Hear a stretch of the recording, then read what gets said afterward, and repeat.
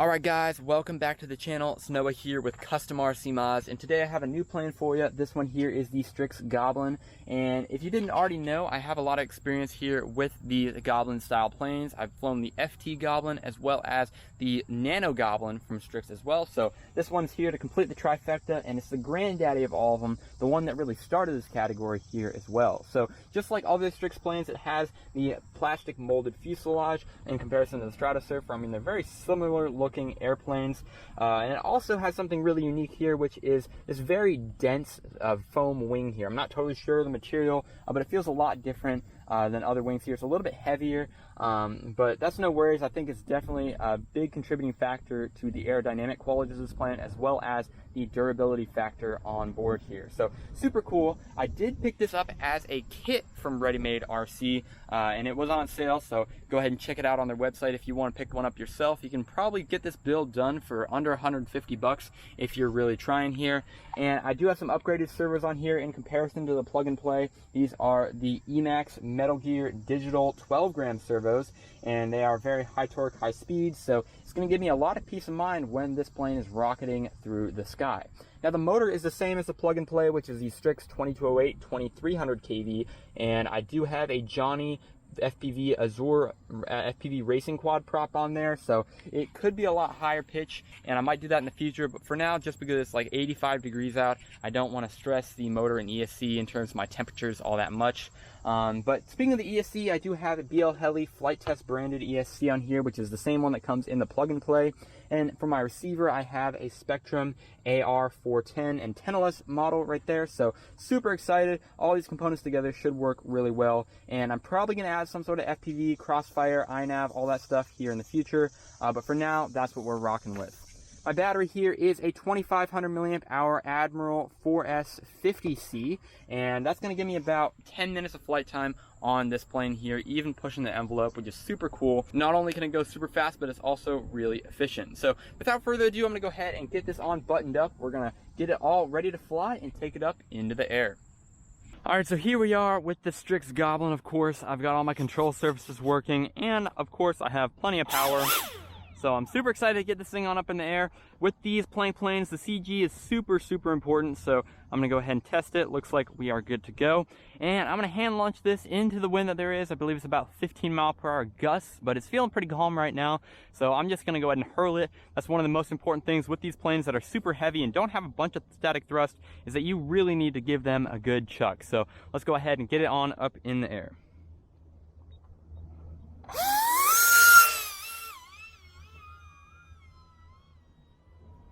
All right, so we are up in the air now. This thing is a screamer, very loud. You can almost hear the echoes. And I'm throttle off, and look at how fast we're going. So we're up in the air here, and I do want to say that this is a completely vacant area. I've already looked around for people, and there's nobody, so I'm not flying over anybody or putting anybody in danger. And of course, I'm flying out here on a beautiful day, good visibility conditions, got full visual line of sight on my aircraft, and I'm not flying any higher than 400 feet, of course, per the FAA's regulations here. So super excited to get this thing up and flying, and it's kind of sad that I have to make those disclaimers, but I just want to make sure everybody knows that I'm flying with complete lawful intent in my videos. So this is just a really interesting airplane because it has so much power. I mean, I'm gonna do a full speed pass for you here, crosswind.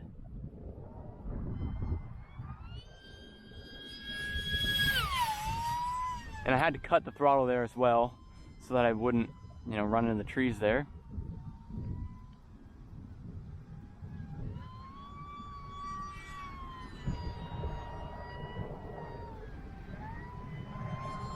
I'm really only cruising at about a quarter throttle right now.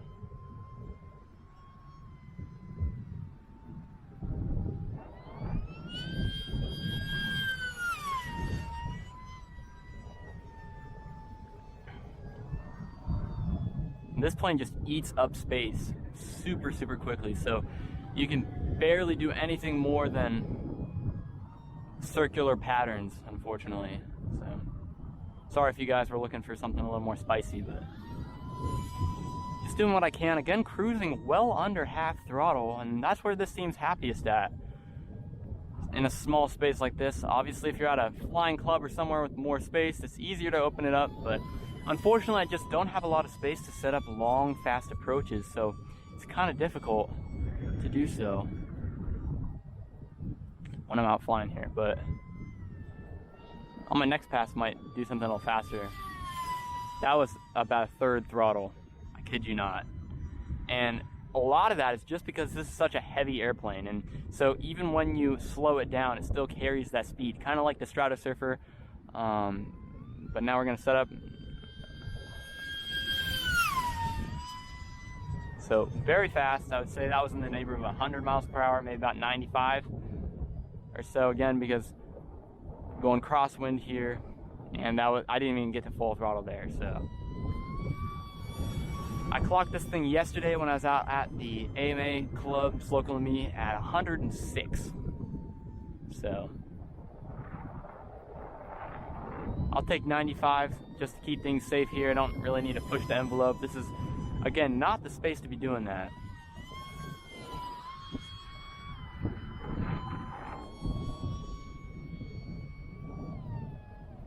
Switching up my pattern a little bit here. Going from the right.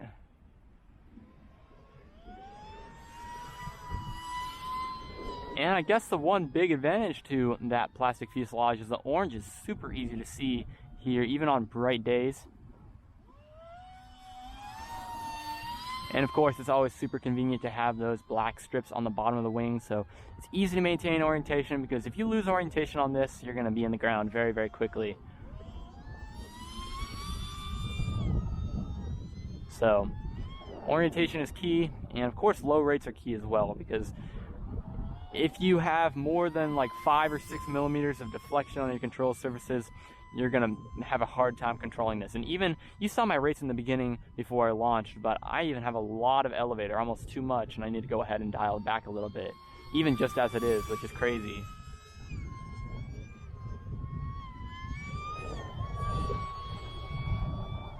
So yeah, this is a super cool plane. Definitely gonna be adding FPV to it, because it is really good at handling the wind. Of course, it is very aerodynamic, and I just think it'd be great for high-speed FPV in wide open areas. But for now, it's still plenty of fun to fly line of sight. About half throttle there.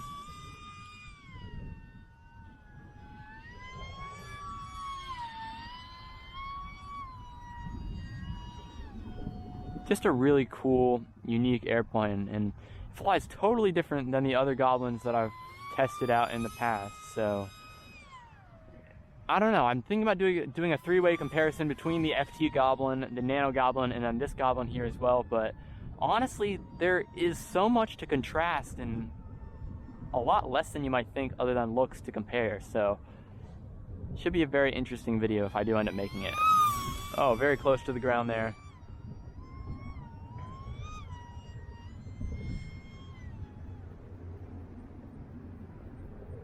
And look, this is just, we've been coasting ever since we were back there on the behind leg of this pattern. So super cool. I don't know, it's just unlike any other plane I've flown before. These Strix planes are so high performance, it's unmatched. And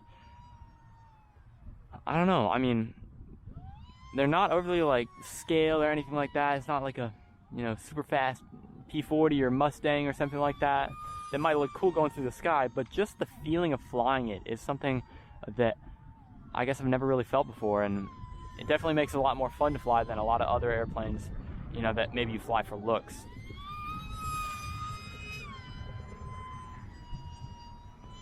Now, this Johnny prop on there is definitely low pitch, so I land with cool motors, but I can go ahead and ramp that up a little bit if I so choose. But for now, again, I have plenty of speed. I've barely gone over a third throttle this entire battery. There's about, I want to say, quarter throttle.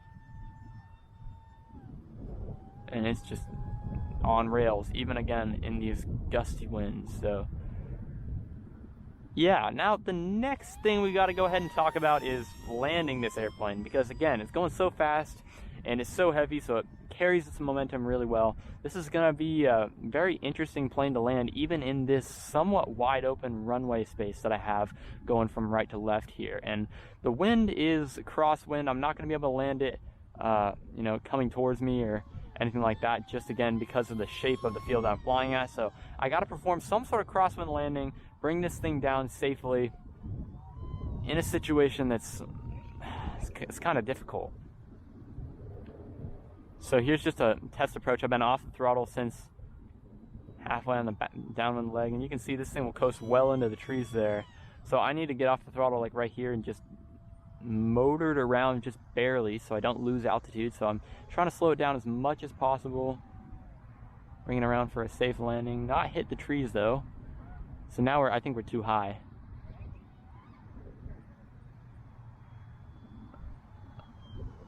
Yeah, we're too high. We're gonna go right into the trees.